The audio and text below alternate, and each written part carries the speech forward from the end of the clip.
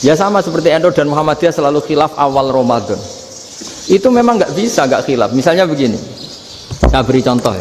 Karena kadang yang khilaf juga nggak pernah belajar. Lucu kan? Tak beri contoh ya. 2001 itu abad keberapa coba? Tahun 2001. Abad 21 abad 20? Abad 21. Jadi meskipun terpaut 1 tahun, padahal abad itu 100 tahun. Nah, pikirannya orang-orang Muhammadiyah seperti itu. Hilal kalau sudah melewati garis ufuk, meskipun setengah derajat atau 1 derajat itu sudah ikut bulan berikutnya. Sehingga ya sudah, meskipun sekian derajat sudah dianggap Ramadan. Nah, pikirannya orang NU enggak. Harus ru'yah bil fi'li. Itu sebetulnya lagi-lagi sebenarnya enggak masalah NU dan Muhammadiyah, itu di kitab-kitab ya seperti itu. Kita ini enggak biasa goblok ya. Artinya kita tahunya, kita yang keluarga kiai tahunya kunut mazhab Hanafi, enggak kunut mazhab Syafi'i. Tapi tahu-tahu ini mazhab NU, ini mazhab itu aneh itu menurut kita. Kita ini anggap apa? Mana ada Muhammadiyah jadi mustahid, mana ada NU jadi mustahid.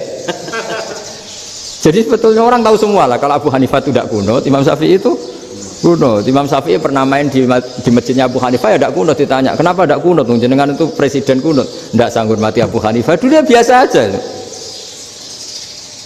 Sekarang geger ya karena tidak punya kegiatan. Sebenarnya itu nggak masalah, mulai dulu biasa. Saya teruskan ya. Nah, menurut mayoritas ulama nunggu ru'yah bil fi'li. Ru'yah bil fi'li itu gini, mata telanjang bisa melihat, karena agama ini menggantungkan perintah itu sama melihat. Kalau kamu tidak melihat itu bagaimana kena hukum? Ibarat gini, Pak Rektor datang ke rumah saya tapi saya nggak tahu, kena nggak saya hukum harus menghormati? Dia datang nggak sembunyi-sembunyi, saya kena hukum harus menghormati ya kalau melihat, kalau enggak ya enggak. Tapi Pak Rektor tetap bilang, tapi saya hakikatnya datang, jadi saya datang itu. Itu kan ribet. Akhirnya ya sudah, itu nggak ada khilaf sampai mati, ada khilaf karena yang satu menggantungkan hukum itu digantungkan sama tahu. Kalau tidak tahu ya, misalnya baju saya ini hakikatnya ada najis, pas sholat saya tidak tahu, sholat saya sah apa enggak? Sah, karena hakikatnya ya memang saya tidak tahu, tapi hakikatnya ada najis apa enggak? Ada. Ya sudah, itu sama-sama masuk akal. Ada lagi khilaf yang senam otak. Fasyamu salasati ayamin fil haji wa sab'atin idza raja'tum. Singkat cerita ada satu pelanggaran haji yang kata Allah kafarohnya itu puasa 3 hari sama 7 ketika kamu pulang, idza raja'tum, ketika kamu pulang. Dalam mazhab Syafi'i yang namanya pulang itu yang haji sudah sampai rumah. Di mana-mana pulang itu ya sampai rumah. Dalam mazhab Abu Hanifah enggak, ketika orang sudah balik kanan dari Arab Saudi, dari Mekah, ya namanya sudah pulang. Misalnya gini, ini Pak Rektor pamit saya, Pak Haris. Gus, Pak Haris mana? Ya sudah pulang kata saya, padahal sampai pandangan sampai depan. Tapi bagi keluarganya belum pulang. Lalu idza raja'tum ketika pulang itu bahasanya siapa? Bahasa istrinya apa bahasa yang ditamoni? Kamu ditamoni orang, terus tamunya mana? Sudah pulang. Tapi tanyakan istrinya, belum pulang.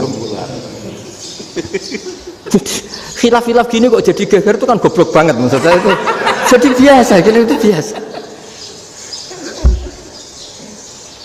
Jadi ya karena memang ini bukan masalah akidah, ini masalah furu'iyah, masalah fikih itu masalah furu'iyah. Mau tidak mau harus beda. Misalnya di sholat juga gitu. Wa ayyuku udin ko adal musolli sokat sholatu. Duduk dengan gaya apapun itu sholatnya sah. Jika sampean kalau haji atau umroh, orang Arab itu jenenge duduk enak-enak awak di kursi. Duduk sopan ya hanya orang Indonesia loh. Kalau sholat itu masih duduk ala orang tahiyat. Kalau sampean di Mekah, duduknya pakai apa coba? Kursi ya? Oh enak sholat duduk. Karena memang takbirnya di fikih dengan duduk gaya apa saja sah. Makanya sengenak awak duduk di kursi. Ribet kan? Mau tidak disahkan itu namanya duduk. Mau disahkan masa iya soal Allah kok duduk santai-santai gitu. Tapi mau apa? Ini fikih. Ya saya ulang lagi, ini fikih. Fikih itu ya sudah ini fikih. Makanya kalau ulama berdebat, misalnya Abu Hanifah berpendapat sholat itu wajib baca Fatihah apa asal Quran. Dalam mainstreamnya ya Fatihah, karena la sholata liman lam yaqra' bi Fatihatil kitab. Tapi cara Abu Hanifah enggak. Faqra'u ma tayassara minal Qur'an, bacalah apa saja yang mudah bagi kamu, asal itu Quran. Sementing gak gending Jawa, gak nyanyi lah gitu. Ya sudah, mau apa coba? Jadi ya susah memang kalau fikih itu ya sudah seperti itu. Ada lagi yang masih ekstrim, misalnya yang namanya menyembelih hewan itu gimana coba? Dari hidup ke mati, apa pasti mati disembelih? Cara madzhab Imam Syafi'i yang namanya menyembelih itu penyembelian harus menjadi sebab kematian. Itu yang sah. Karena lagi penyembelian menjadi sebab kematian yang syar'i. Sehingga beliau mensyaratkan hewan yang disembelih ini masih punya hayatun mustaqirrah, punya kehidupan yang normal. Sehingga kalau nggak disembelih ya hidup. Sehingga kalau ada hewan ketabrak truk kejet-kejet mesti mati ini buat sembelih, itu nggak sah karena nggak usah disembelih ya wes mati kan. Karena ini hanya nunggu koordinasi Israel kan, dia kejet-kejet itu kan prosedur itu. Tapi tidak disembelih pun mati. Tapi cara mazhab Malik enggak. Pokoknya anggere jek duwe nyawa jenenge kewan urip. Dengan kamu sembelih berarti matine mergo mbok sembelih. Meskipun nanti ya enggak usah disembelih ya mati. Coba hitung secara ilmu matematika. Kalau enggak disembelih hidupnya 5 menit. Gara-gara kamu sembelih hidupnya langsung mati. Terus dia matinya, cara di persidangan matinya disebabkan apa? Disebabkan disembelih apa kecelakaan? Loh, debat toh kamu. Sama-sama UMM aja debat. Kalau nggak kecelakaan disembelih.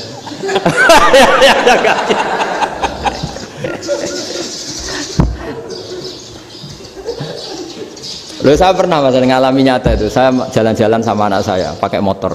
Sampai di jalan raya gitu ada ayam jago ketabrak mobil, kejet-kejet. Orangnya tanya, "Gus, ini halal tau ora?" "Wis kanggo kon halal." Suatu saat dia nggak terima kan, tanya, "Kenapa, Gus?" "Ya nak kiai ra pantes, masuk kewan mesti mati nek tak sembelih, nak kiai pantes." Karena aku tahu kamu tuh gak kiai, mesti motifnya itu mergo jago, jajal cilik gak mau takokno. Ada kan ayam itu bayi kan gak ditanyakan, kejet-kejet mati rak lah, wong cilik wae. Tapi masalahnya ini kan jago, eman ya. Tapi secara fikih pertanyaannya tadi, hewan yang sudah tidak punya hayatun mustaqirrah, dia hanya punya al hayat al ittiroriyah, dia punya harokah ittiroriyah, dia mati kejet-kejet, memang prosedur mati harus seperti itu. Mbok kecelakaan kayak apa, kalau mati kan kejet-kejet dulu. Nah ketika kejet-kejet ini pertanyaannya ini kan hidup apa mati namanya? Enggak, namanya hidup apa mati? Pas kejet-kejet itu hidup. Cara Imam Malik itu hidup. Ya sudah, kalau hidup disembelih ya halal. Karena misalnya nanti kalau nggak disembelih matinya kan 2 menit lagi, gara-gara disembelih mati sekarang. Tetap penyebab kematian itu nyembelih. Penyembelian ini sebab kematian. Tapi kalau Imam Syafi'i enggak, cara berpikir wes nemen, paling roh besok kaget langsung mati. Kalau gitu berarti kamu nyembelih barang mati. Jadi fikih itu kadang unik. Makanya ketika ngitung fikih itu unik ya. Orang keluar mani wajib apa? Mandi kan. Terus Imam Syafi'i ditanya, kenapa kalau orang kelahiran juga harus mandi? Namanya nifas. Fa innal walada waliyun munaqidun. Ya, anak ya mani yang menggumpal.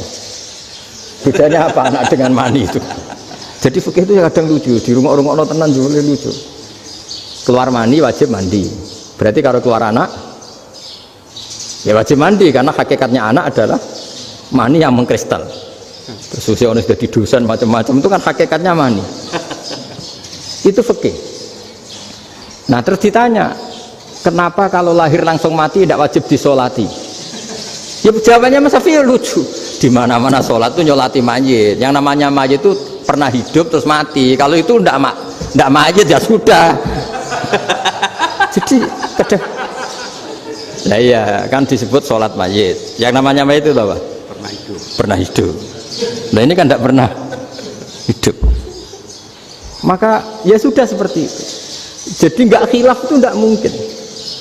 Nah, kalau qit'atul lahmin, kalau hanya potongan daging, mungkin wah itu tidak manusia karena qit'atul lahmin. Sekarang pertanyaannya, kalau sudah berbentuk manusia, meskipun tidak pernah hidup, nah ini mulai perdebatan karena melihat tidak pernah hidup itu nggak memenuhi syarat, tapi melihat ini sudah suratu adamiyin, bentuknya sudah. Nah kira-kira gitu perdebatan fikih. Makanya dulu awal mula zaman sahabat itu sudah debat. Masyhur kan, Nabi ada kontingen ke Bani Quraidah. Ya kalau kira-kira saya minta Pak Rektor kamu jangan, kalau ke Malang jangan sholat asar kecuali sampai Tuban. Sebelum Tuban ternyata matahari mau tenggelam. Terus Pak Rektor milih, wah sudah sholat di Bulu. Padahal belum Tuban. Padahal saya bilang jangan sholat asar kecuali di Tuban. Yang Pak Haris enggak, tetap sholat di Tuban meskipun matahari sudah tenggelam. Karena Nabi menyebut Tuban. Singkat cerita, zaman itu kan Bani Quraidah. La tusolliyanal asra illa fi Bani Quraidah. Kalian semua jangan sholat asar kecuali sampai Bani Quraidah. Ternyata di tengah perjalanan matahari sudah mau tenggelam, kira-kira kurang 2 menit atau 3 menit. Sahabat-sahabat, sudah lah kita sholat asar di sini. Kalau sampai sana pasti sudah tenggelam. Separuh sholat. Yang separuh enggak, kata Nabi harus di Bani Quraidah. Ya sudah nunggu di Bani Quraidah meskipun matahari sudah tenggelam. Sehingga cerita dua kelompok ini matur, ya Rasulullah kita ngalami ini perdebatan gini-gini. Di semua riwayat, di hadis-hadis sahih disebut falam yu'annif wahidan minhuma. Nabi tidak menyalahkan